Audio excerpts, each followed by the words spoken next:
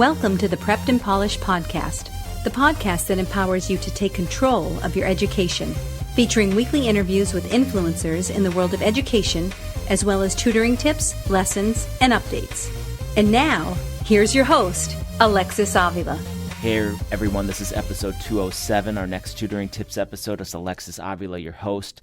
Title is College Admissions Seminar Panel, my 6 takeaways. I was part of an excellent college admissions seminar panel yesterday in Natick, Massachusetts, where I spoke about SAT and ACT tips for parents of high school students. And there were quite a few other experts in my sphere of college admissions. And it was amazing, actually, because I learned a lot being part of the panel. I didn't expect to learn so much, but I did.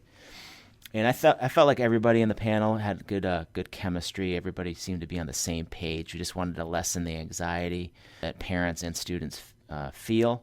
It's an overwhelming time.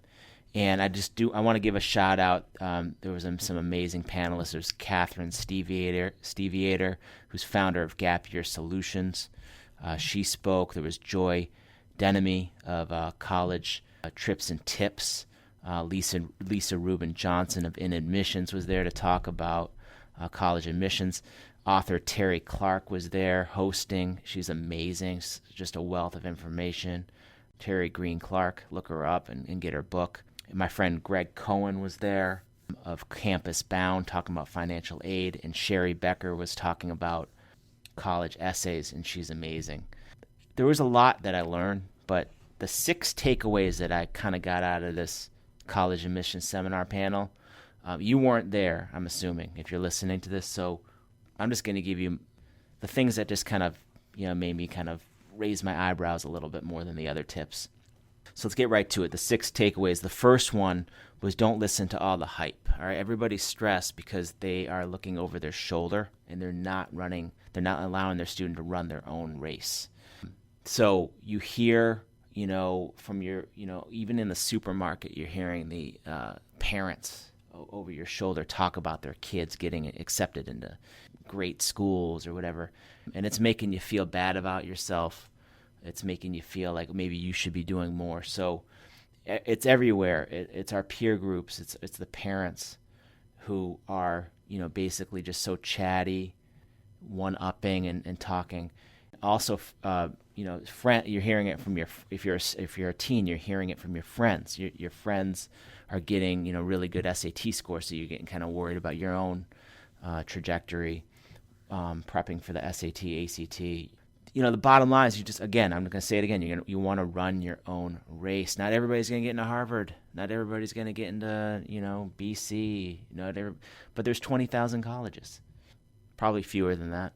There are a lot of schools. There's a lot of homes. And we're going to talk more about that. The other takeaway I got from my good friend Greg Cohen of Campus Bound is you want to ask for more financial aid if you don't get the financial aid package that you want, because colleges are like businesses. They want your business, so it doesn't hurt to ask, and sometimes if you ask, that you shall receive. You will get a little bit more free money from them. Another takeaway is consider a gap year after high school if your student's not ready for college. Gap years are amazing. It's not just for wealthy students. You can actually find gap year experiences where they'll pay you. But gap years overall, they mature students. They will mature you. So when you go to college freshman year, you'll be ready. You'll be focused. And that's what I learned. And you're most likely going to graduate from college in 4 years after a gap year, where the national average, I believe, somebody told me this yesterday, the national average for students across the nation for graduate, the average time it takes to graduate from college is about 6 years. Seems a little high, but it's more than 4, and that's going to cost you money. Another takeaway is don't write your college essay on the goal you scored in soccer or all the trophies that you've accumulated. There's other parts of your application where you can brag about things like that. Your essays to show your personality.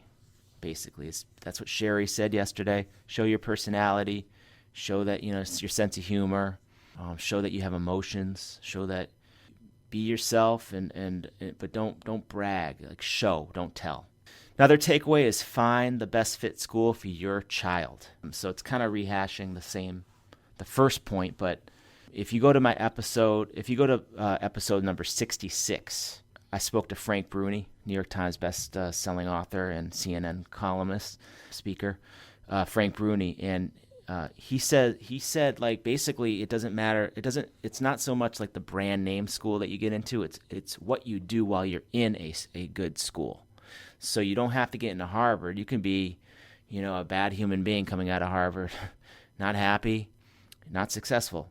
And you can go to, UMass Amherst, UConn, a four-year public university, do really well, network while you're there, do great internships, work under great professors and learn a lot and make great connections.